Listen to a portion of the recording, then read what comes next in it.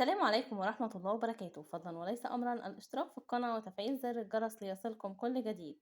خطفناه من الأهلي مرتضى منصور يعلن صفقة جديدة للزمالك. دعونا نتعرف على التفاصيل. أعلن مرتضى منصور عن صفقة جديدة في صفوف الفريق الأول لكرة اليد بنادي الزمالك لتدعيم الأبيض خلال الموسم المقبل.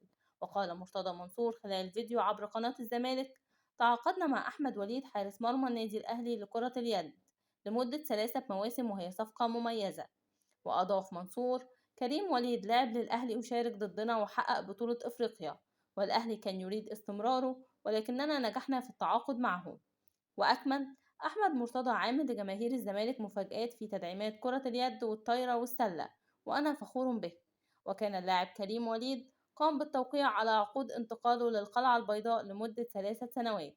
خلال الجلسة التي جمعته مع أحمد مرتضى منصور عضو مجلس إدارة النادي والمشرف العام على ألعاب الصالات. إلى هنا ينتهي الخبر.